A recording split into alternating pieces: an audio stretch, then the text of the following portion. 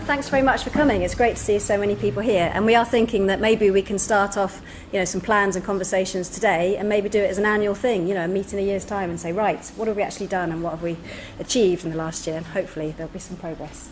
I'm just going to speak for 5 to 10 minutes about what we've been doing in Frome, and then then Mark's going to be talking about the tool that we've been developing. Paul Allen's going to be doing his presentation, and then one of the main focus of today is to also just have some time, 20 minutes on each table, looking at what we can do in the different areas and some action points that we can actually get going with, because we really need a step change in action. And just Peter's mentioned, but so I work for the Town Council as their resilience manager. I've been here for 4 years now. And when I first started, I thought, link up with the other, sustainability people at Town Council level, and I couldn't find any others in the country. So maybe Bracknell's got one. So it's great to be doing this work, but also a bit like, come on, everyone else, we've got to link up, and we've got to just, and also think beyond Frome.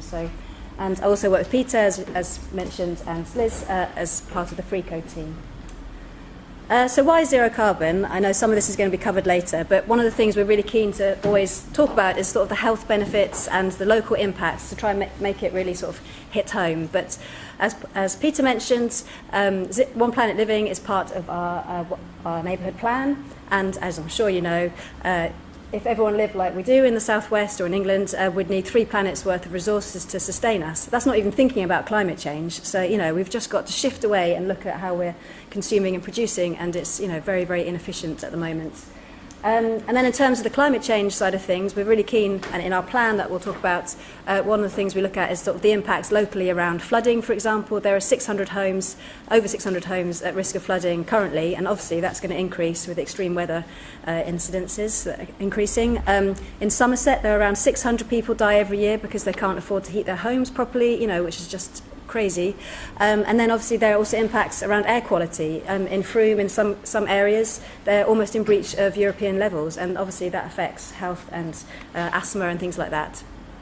However, in terms of zero carbon, there are so many positives too. We spend £13 million on energy in Frome. If we relocalise that, we can maximise the impact for the local economy. We can increase jobs, training. We can generate money, create energy resilience, reduce fuel poverty. There's just so many positives. So we just really need to shift away. So we've been working with Mark at Climate Works and to develop a plan. First of all, we were looking at why we should go zero carbon, and we launched that in 2016. And then we looked at how we can do it. And luckily, the plan shows, we only need 5 wind turbines, for example, to meet our electricity demands. And, if we had the right planning framework and some support, we could do that. But there are other things we can do, obviously, and that's one of the things we'd like to talk about today. And this work has attracted, quite a lot of attention. So we've had Hamid Nasheed, who's the ousted president of the Maldives, who held his press conference underwater, I don't know if you remember, during the climate change talks.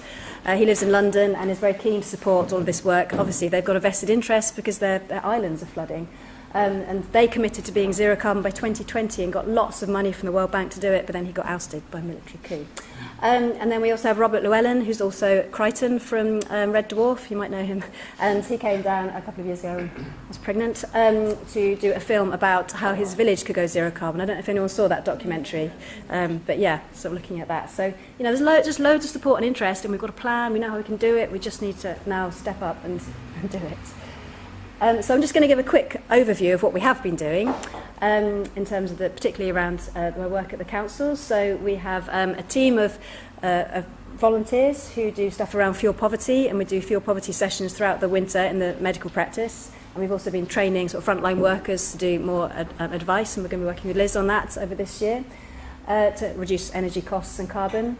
We work with, at the moment there's an installation offer, which I think it's nationwide, but we work with Evolve, who can do free installation, cavity, top-up, loft and loft installation until the end of September, which is brilliant. And I was talking to the installation company last week, and they're saying, this is the best offer we've ever done. We've had 50 inquiries, and they're like, 50 inquiries, there's 12,000 households here, that's great that we're getting some response, but, in the scale of the, challenge we have, we need everybody to be insulating. Obviously, not everyone has a cavity, but we've done things like open homes in partnership with the Energy Co-op, and we had about 600 people visiting each other's homes, looking at ways to cut costs and carbon in their homes, and that's been a really effective way. We've got the thermal imaging camera at the council that people can borrow to pinpoint where their home is leaking heat. A couple of months ago in May, we did an improved Don't Move event here to encourage people to insulate and do eco retrofit and things, and to not rip out their kitchens when they move and things like that. We had funding from Europe to do thematic meetings in the different partner countries, so in partnership with our towns in France, Germany and Poland, and we had about 600 people come to that, just focusing on how we can switch to a renewable future, and with really interesting case studies from those towns as well. We've had Nikki Jones from Bristol coming over once a month to talk about energy and climate change, which has been really good and really interesting. And we are currently working with a few people across the county to really just encourage the pension fund to divest, because obviously we're trying to do stuff here and be a zero carbon town, and they're investing £121 million in Shell and BP and coal and oil, so it's like this is not really consistent, and we've had a bit of response, but we just need to hopefully we can work together on some of that stuff. And then we've won some awards for some of this work, but as I said, this is small in the scale of things really.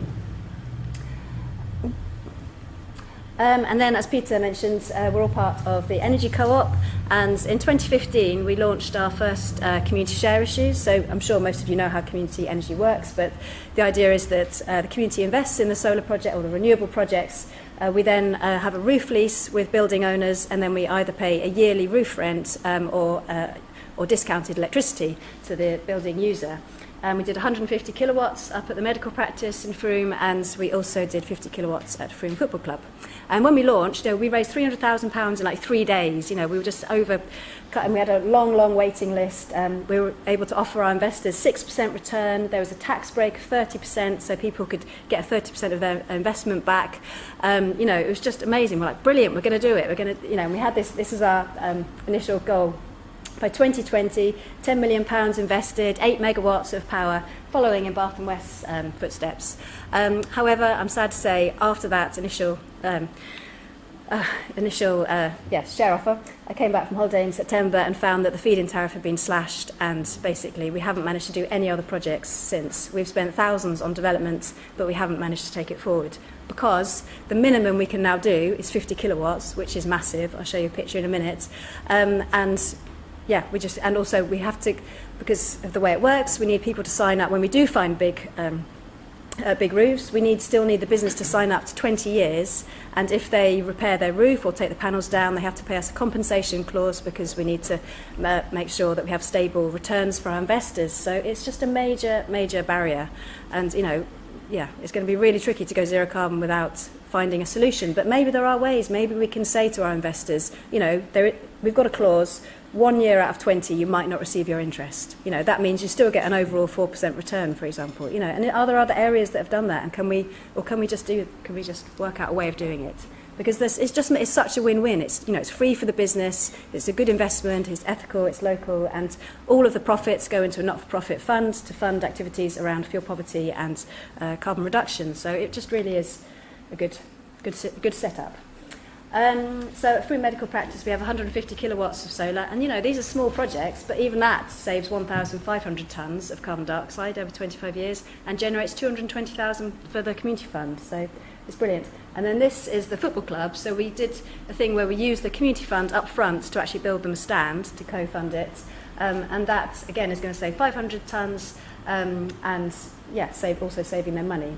And we have a film on our website which people can have a look at, which sort of talk about these projects. But that is the smallest array now that we can do. So we can't do little schools, roofs, we can't do community centres. It's just really limiting. But again, maybe there's an opportunity that we can do it, and maybe we can bulk buy, or maybe the council could take on a loan and then lend it out to businesses. So that's one of the things we'd really like to talk about today. So I'm trying not to speak too fast. I've got a lot to say about this stuff. The other area obviously is transport. That's a massive area. So in 2015 I got some funding from the Department for Transport to set up a car club here, and we have 2 hybrid vehicles, and on average one car like that displaces about 10 privately owned vehicles, they find, and people think a bit more because obviously they're paying per mile. Even though it's cheaper than having your own car, people sort of psychologically think, oh right, I'm paying for this per hour, so I'll drive less, which is good. we've been working with schools just before half term in May. We had 2,000 pupils from 8 different schools participating in the Active Travel Challenge, and car use reduced by about 20%. And there's a little film on our website about that as well, which is good. There's Sheila modelling our lovely electric bikes that are available for hire in Frome. And again, that's a great solution for somewhere as hilly as Frome. We also work with the bus user group to try and get better services for Frome. And actually, we've had a little bit of success there, which has been unusual and good. And we've also worked with Mikey to do things like the village bus, where we club together and try and share some support for services that are being cut. And then we're always, trying to lobby and support better train connections as well. And then we got some free electric charge points. We've got 4 points now, I think, around the area, thanks to Cara and Zero Carbon World. So I would definitely recommend talking to her if you want some free charge points for your area. And in the future, that will be great. That will help to reduce our emissions, obviously. And our report shows that. And then we also have set up a volunteer driver scheme just to enable people to connect and share lifts. And it sometimes reduces carbon, but yeah, they do share lifts. But it's about connecting community and making people more, a stronger community and able to access the things they need. So, and we sometimes use the electric vehicle for that. So. And then we don't just want to... Sorry, Peter. That's Peter stealing food from our community fridge. We don't want to just talk about, obviously there's the direct energy use in terms of energy, heating and electricity and transport, but obviously there's a lot of energy involved in the things that we buy and throw away as well. So again, in 2015, I helped set up in partnership with a social enterprise called Adventure. We set up the UK's first share shop. So we've got over 1,000 things that people can borrow and about 1,000 members as well. Because the average drill, for example, is used for 13 minutes in its lifetime and then produces about 14 kilograms of CO2 in its production, but then it's just thrown away and causes disposal issues. So it just makes sense to share a lot of these things. So. Then the following year, in 2016, we helped set up the UK's first community fridge, which, as Peter's demonstrating, is available for anybody to use. And we have a network of volunteers that go to local businesses and take the food waste, particularly from supermarkets. And it's just a simple fridge in an old toilet block in the centre of town, very salubrious, with an electronic lock. But it just, and you often go there and you think, there's nothing in it, it's not really being used. But actually it shares over 6,000 items that would otherwise be thrown away, but it's used straight away, like it goes almost immediately. And then we're working with, to try and get the Surfers Against Sewage plastic-free town accreditation, phasing out single-use plastic. So we've got like the glass milk bottles and things in town council. We've got some lovely bottles that you can buy downstairs to refill around the town. We've also been working with local cafes and other businesses to encourage them to phase out single-use plastic and to bulk buy alternatives and encourage people to give discounts for reusable coffee cups and things like that. And we've got a steering group and also showing things like the plastic-free ocean in schools and things.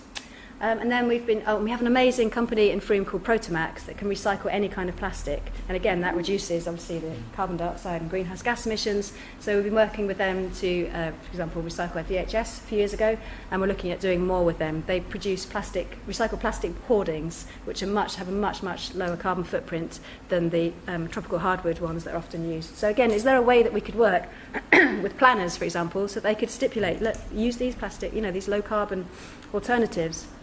And then we work in partnership with the community to help them set up projects such as the Happy Nappy Library and the Toy Library. And I think that's it. So that just gives you a quick run through. And we've got on our website, Clean Future, there is a lot of stuff around what we've been doing around energy and also our clean and healthy plan. We weren't sure what to call it. At first it was fossil free, but this area is known for geology. I was like, we can't call it fossil free, And so clean and healthy, we thought, is at least a little more positive and sort of looking at the benefits to the community. Brilliant. Thanks. I'm going to hand over to Mark now.